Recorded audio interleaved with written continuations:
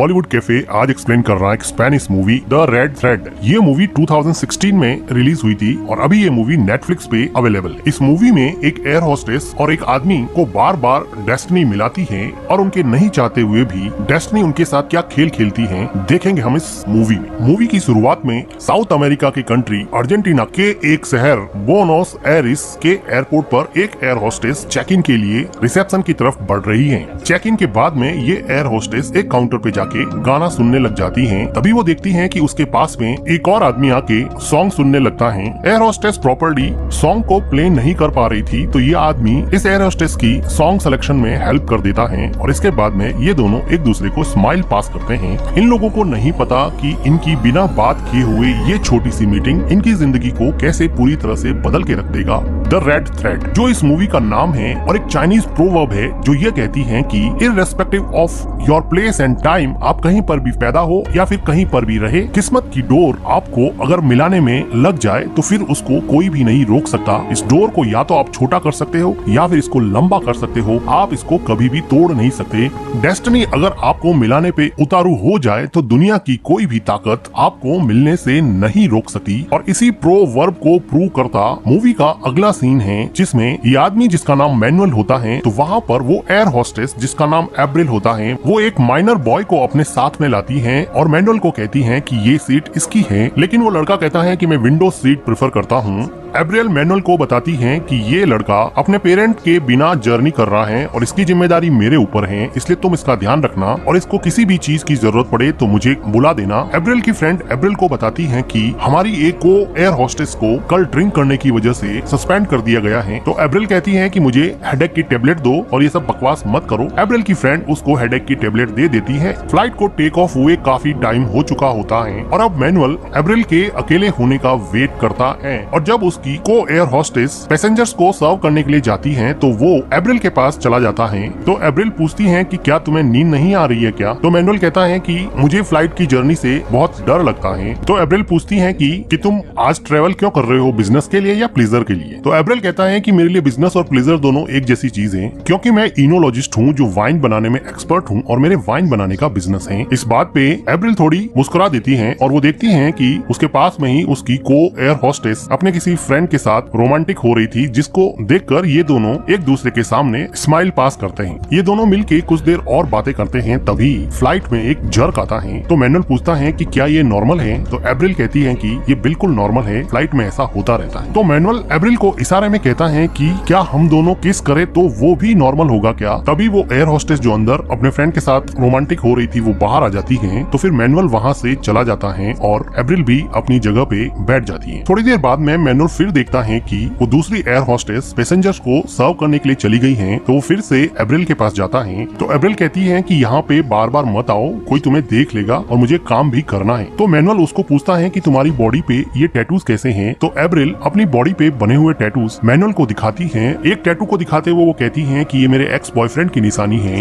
Abril manual को एक tattoo अपने थाइस पे बना होता है वो भी दिखाती है। इसके बाद में एब्रिल मैनुअल को अपनी सीट पे जाने के लिए कहती है, लेकिन किस्मत की डोर इनको मिलाने में जुटी थी। तभी वहाँ पर फ्लाइट में एक जर्क आता है और ये दोनों एक दूसरे से वापस टकरा जाते हैं और अब ये एक दूसरे को बिल्कुल भी रजिस्ट नहीं कर पा रहे हैं और दोनों मिलके यहाँ पे किस करते हैं। इसके बाद में मैनुअल एब्रिल से कहता है कि फ्लाइट लैंड होने के बाद में क्या तुम मेरे साथ लंच करोगी क्या? तो एब्रिल कहती है कि मैं तुम्हारा वेट करूंगी, तुम मुझे कस्टम क्लियरेंस के बाद में मिलना। इसके बाद में मैनुअल वहाँ से चला जाता है, फ्लाइट लैंड करती है। अब मैनुअल और एब्रिल दोनों ही बाहर मिलने के लिए एक्साइटेड थे। एब्रिल की सारी फ्रेंड चली जाती है। एब्रिल मैनुअल के क्लियरेंस का वेट करती हैं और उसको लाइन में खड़ा हुआ देखती हैं, लेकिन डेस्टिनी ने यहाँ पर फिर एक बहुत बड़ा रोल प्ले किया और यहाँ एयरपोर्ट पर कस्टम में बहुत बड़ा इश्यू हो जाता है। इसलिए यहाँ पर सबका क्लियरेंस थोड़ी देर के लिए रोक दिया जाता है और सिक्योरिटी सभी पैसेंजर्स को वेट करने के लिए कहती है और किसी को भी क्लियर नहीं करती है, जिसकी वजह से अब एब्रिल मैनुअल का वेट करती ही रह जाती हैं और ये दोनों यहाँ पे नहीं मिल पाते। इन लोगों ने किसी भी तरह का फोन नंबर, ईमेल आईडी या कोई भी कांटेक्ट नहीं लिया था, जिसकी वजह से ये एक दूसरे को कांटेक्ट नहीं कर पाते हैं और देखते ही देखते 7 साल बीत जाते हैं। अब एप्रिल की शादी हो चुकी होती है, उसका हस्बैंड ब्रूनो जो एक म्यूजिकल रॉक स्टार है, और इस हैप्पी कपल का एक 3 साल का बेटा है फेलिक्स। एप्रिल अब मैनुअल को पूरी तरह से भूल चुकी है, वो अपने बेटे और अपने हस्बैंड ब्रूनो के साथ बहुत खुश हैं। दूसरी तरफ मैनुअल की भी शादी हो चुकी है,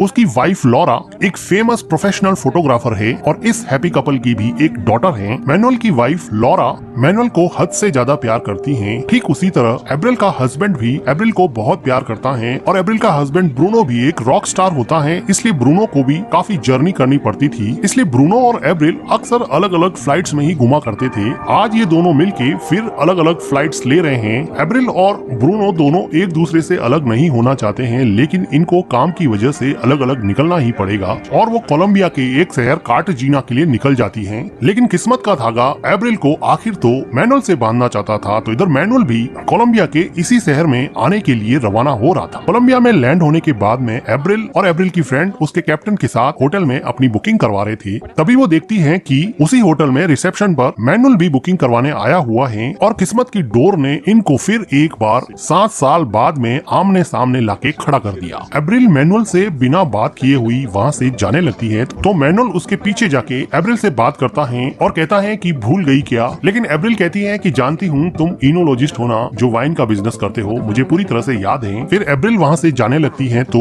मैनुअल कहता है कि तुम ऐसे नहीं जा सकती हो, हमने एक दूसरे को बहुत ढूंढा था लेकिन हम एक दूसरे को मिल नहीं पाए, कम से कम अब ऊपर रूफटॉप रेस्टोरेंट पे चल के मेरे साथ लंच तो करना बनता ही है। इंसिस्ट करने पर एप्रिल एग्री हो जाती है और मैनुअल के साथ रूफटॉप रेस्टोरेंट में लंच करने के लिए ऊपर चले जाते हैं। एप्रिल कहती है कि मैं एयरपोर्ट पर 5 घंटे तक वेट करती रही लेकिन तुम नहीं आए, तो मैनुअल कहता है कि मेरा उस शाम को कस्टम क्लियरेंस हुआ ही नहीं था, इसलिए मैं एयरपोर्ट से बाहर ही नहीं आ पाया। फिर ये दोनों एक टेबल पर जाते हैं और लंच का ऑर्डर करते हैं। अब एप्रिल अपने हस्बैंड और अपने बेटे से बात करना चाहती है, तो वो देखती है कि यहाँ पर मोबाइल का नेटवर्क प्रॉपर नहीं आता है। एप्रिल फिर अपने हस्बैंड ब्रूनो और अपने सन फेलिक्स की फोटो मैनुअल को दिखाती है और मैनुअल भी अपनी वाइफ और अपनी डॉटर की फोटो एप्रिल को दिखाता है और वो कहती है कि आखिर तुम्हें तुम्हारा प्यार मिल ही गया। तो मैनुअल कहता है कि ये प्यार हम दोनों के बीच में भी हो सकता था, क्या तुम इसके बारे में नहीं सोचती हो? तो एप्रिल कहती है कि नहीं, जो चीजें नहीं हुई हैं उनके बारे में मैं कभी नहीं सोचती। मैनुअल कहता है कि मुझे विश्वास नहीं होता है कि मुझे उस टाइम तुमसे प्यार हो गया था। तो एप्रिल कहती है कि सिर्फ एक किस करने से तुम्हें प्यार कैसे हो गया? और वो कहती है कि अब मुझे जाना पड़ेगा, मेरे कैप्टन फ्रेंड की बर्थडे पार्टी है और मुझे पार्टी के लिए तैयार होना है। और एप्रिल थैंक यू कह के वहाँ से निकल जाती है।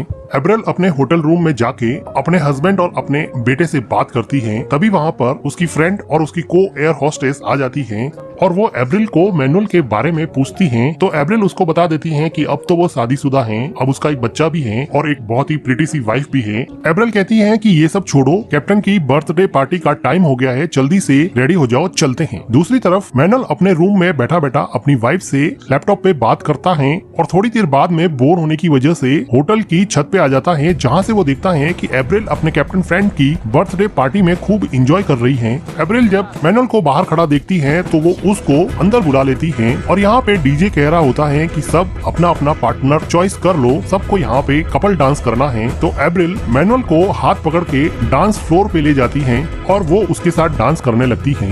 ये किस्मत की डोर ही थी जो इनको बार बार दूर जाने के बाद में भी करीब लाए जा रही थी। This is the invisible thread of destiny which connect the people. Universe की सीयर रैंडमनेस के बावजूद भी आपका किसी खास आदमी से बार बार मिलना डेस्टिनी ही कहा जाएगा। यही तो इस मूवी का नाम है, द रेड थ्रेड। वो थ्रेड जो हमें एक दूसरे से बांधे रखता है, एक दूसरे की तरफ खींचता है, एक दूसरे से दूर भी ले जाता है, लेकिन ये डोर कभी टूटती नहीं। कभी न कभी कहीं न कहीं जिनको मिलना होता है वो मिल ही जाते हैं। ठीक ऐसा ही एप्रिल और मैनुअल के साथ हो रहा था। डांस करने के बाद में ये दोनों होटल की छत पे चले जाते हैं और थोड़ी बातें करते हैं। तो मैनुअल एप्रिल को कहता है कि कल साइट सीइंग करने चलेंगे क्या, लेकिन एप्रिल बिना कोई जवाब दिए मैनुअल को बाय कह के जाने लगती है। जाने से पहले वो मैनुअल को गाल पे किस करती है, तो मैनुअल उसको वापस से किस करने लगता है, तो वो दोनों कुछ ज्यादा क्लोज हो जाते हैं और एक दूसरे को किस करने लग जाते हैं। लेकिन जल्दी ही एप्रिल पीछे हट जाती है। नेक्स्ट डे मॉर्निंग में उठकर एप्रिल अपने हस्बैंड ब्रूनो और अपने सन फेलिक्स से वेबकैम पे बात करती है,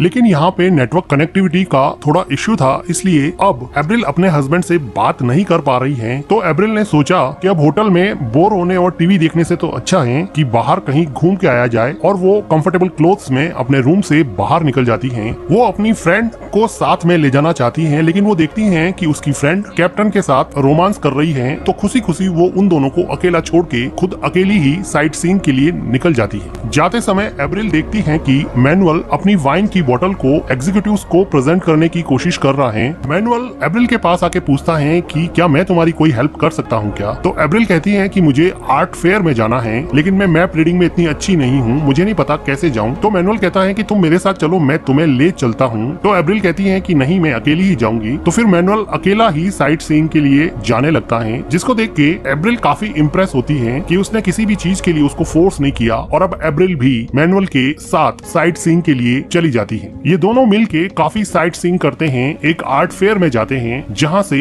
ये लोग बहुत सारी चीजें खरीदते हैं। मैनुअल यहाँ से एक आर्ट रिंग बाय करता है जो वो एब्रिल को देना चाहता है। यहाँ पर काफी देर घूमने के बाद में ये दोनों एक जगह दीवार पे जाके बैठ जाते हैं और बातें करने लगते हैं। यहाँ पे एब्रिल मैनुअल को कहती है कि यहाँ पे कितना फ्री फील होता है, यहाँ पे कितना लिबरेटिंग फील होता है, और एब्रिल उठ के मैनुअल को किस करने लग जाती है। और तभी यहाँ पे बारिश होने लग जाती है और ये दोनों उठ के एक टनल में चले जाते हैं। लेकिन एब्रिल अपने आप को रोकना नहीं चाहती थी, वो टनल के फिर बाहर चली जाती है और वो बारिश को अब इंजॉय करने लगती है। द रेड थ्रेड, किस्मत की वो डोर जो इनको पहली बार एयरपोर्ट पर मिलवाने के बाद में काफी खिंच गई थी, अब वो डोर वापस से कॉन्ट्रैक्ट हो गई है और इन दोनों को बेहद करीब ले आई है। लाइफ में बारिश कोई प्लान नहीं कर सकता, सेरेंडिपिटीज कोई प्लान नहीं कर सकता, रैंडमनेस और चांसेस कोई प्लान नहीं कर सकता, ये सब डेस्टिनी है। और इसी डेस्टिनी के चलते एब्रियल और मैनुअल एक दूसरे के साथ यहाँ पे इंटीमेट होने लग जाते हैं। नेक्स्ट डे मॉर्निंग में मैनुअल एब्रिल को वही रिंग गिफ्ट करता है जो वो आर्ट फेयर से कल लेके आया था। थोड़ी देर बाद में मैनुअल की वाइफ का फोन आता है तो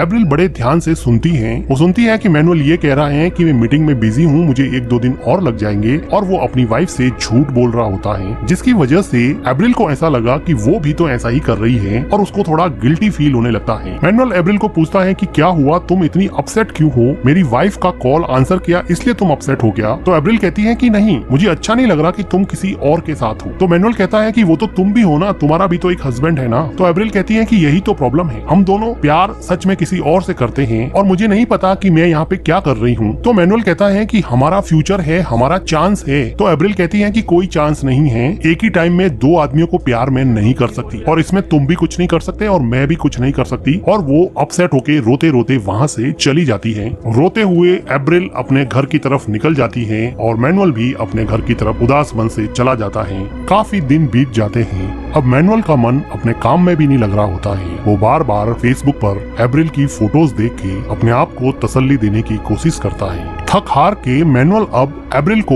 मैसेंजर पर मैसेज करता है कि अब मुझसे सहन नहीं होता है, चलो मिलते हैं। इंस्टेंटली मैसेज को एब्रिल पढ़ती है और कुछ सोचने के बाद में वो रिप्लाई करती है कि नहीं, मैं तुमसे नहीं मिलना चाहती। इस जवाब को पढ़कर मैनुअल काफी डिसअपॉइंट हो जाता है और एब्रिल ने भी ये जवाब अपनी खुशी से नहीं लिखा था। उसको पता था कि वो मैनुअल से मिलती रहेगी तो चीजें और ज्यादा बिगड़ जाएगी, इसलिए उसने अपने आप को रोक लिया था। लेकिन किस्मत की door, the thread of destiny ने कुछ और ही प्लान किया था। आज मैनुअल की वाइफ लॉरा, जो कि एक फेमस प्रोफेशनल फोटोग्राफर है, आज ब्रूनो, जो कि एक म्यूजिक रॉक स्टार है, उसका फोटोशूट कर रही है और उसके साथ में उसकी वाइफ एब्रिल भी आई है। ऐसे तो मैनुअल कभी भी अपनी वाइफ की फोटोशूट साइट पे नहीं आता है, लेकिन आज उसकी एक फ्लाइट कैंसिल हो गई है, इसलिए वो यहाँ पर आ गया है और किस्मत की डोर ने फिर से एब्रिल और मैनुअल को एक ही जगह पे लाकर खड़ा कर दिया है। मैनुअल की वाइफ लॉरा मैनुअल को एब्रिल और उसके हस्बैंड से इंट्रोड्यूस करवाती हैं। उसको क्या पता कि एब्रिल और मैनुअल तो पहले से ही एक दूसरे को जानते हैं। ब्रूनो और लॉरा फोटोशूट में बिजी हो जाते हैं तो इधर मैनुअल और एब्रिल आपस में बात करने लगते हैं। तो एब्रिल पूछती है कि तुम यहाँ पे आए ही क्यों? मैंने तुम्हें मना किया था ना कि मैं तुमसे नहीं मिलना चाहती। लेकिन मैनुअल कहाँ मानने वाला था, वो एब्रिल के साथ थोड़ा रोमांटिक होने लगता है तो एब्रिल उसको रोक देती है। तो मैनुअल कहता है कि यहाँ से कुछ भी एक्सक्यूज करके निकल जाते हैं, मेरे साथ तुम होटल रूम में चलो। तो ये सुन के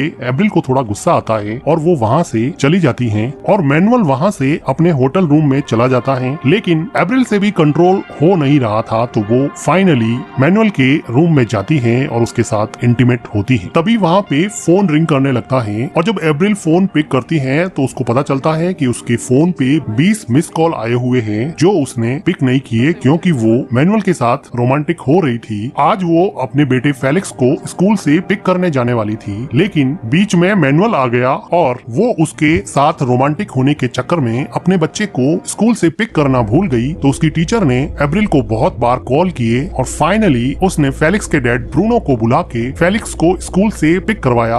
अब एब्रिल इस बात से बहुत डर जाती है कि वो मैनुअल के साथ रोमांटिक होने के चक्कर में किस तरह अपनी फैमिली को खतरे में डाल रही है। अब एब्रिल रोते हुए अपने घर पे जाती है और घर पर जाकर एब्रिल अपने बेटे फेलिक्स को देखती है कि वो सो रहा है। तो अब एब्रिल को अपनी गलती का एहसास हुआ। दूसरी तरफ मैनुअल की वाइफ लॉरा फोटोशूट साइट पे उसके द्वारा ली हुई मैनुअल और एब्रिल की कुछ फोटो वो मैनुअल को बताती हैं और एक स्पेसिफिक फोटो को जूम करके दिखाती हैं, जिसमें मैनुअल काफी इंटेंस होके एब्रिल की तरफ देख रहा था। अब लॉरा एक प्रोफेशनल फोटोग्राफर थी, वो किसी की भी फेस रीडिंग कर सकती थी, वो चेहरे पे आए इमोशंस को इजीली पढ़ लेती और उसको अब पता चल गया कि एब्रिल और मैनुअल के बीच में अफेयर चल रहा है। तो वो लॉरा को कहता है कि मैं तुम्हें ये सब बताने ही वाला था। तो लॉरा कहती है कि क्या मतलब है बताने ही वाला था, मतलब तुम किसी से भी मिले, तुम्हें प्यार हो गया, तुम उसके प्यार में पड़ गए और मेरा टाइम खत्म। तो मैनुअल कहता है कि देखो ऐसी चीजें कभी कभी हो जाती हैं, दीज थिंग्स हैपन। तो लॉरा कहती है कि मेरे साथ तो नहीं होती, ऐसी चीजें तुम्हारे साथ ही क्यों होती है, मुझसे ज्यादा प्यार करने वाली औरत तुम्हें जिंदगी में कभी नहीं मिलेगी। और वो वहाँ से चली जाती। दूसरी तरफ एब्रिल भी अपने घर में बहुत दुखी होती है, ना तो वो मैनुअल के साथ ओपनली रह सकती है और ना ही क्लियरली अपने हस्बैंड को उसके बारे में बता सकती है। वो अंदर ही अंदर घुट रही होती है। उसको बार बार परेशान और रोता हुआ देख के उसका हस्बैंड ब्रूनो कहता है कि तुम बताओ तुम्हारे साथ क्या हुआ है, तुम इतनी परेशान क्यों रहती हो, तुम मुझे क्लियरली बताती क्यों नहीं हो। बहुत ज्यादा इंसिस्ट करने पर अब एब्रिल कह देती है कि उसने झूठ बोला था। वो उस दिन उसके बेटे फेलिक्स को इसलिए लेने नहीं गई थी क्योंकि वो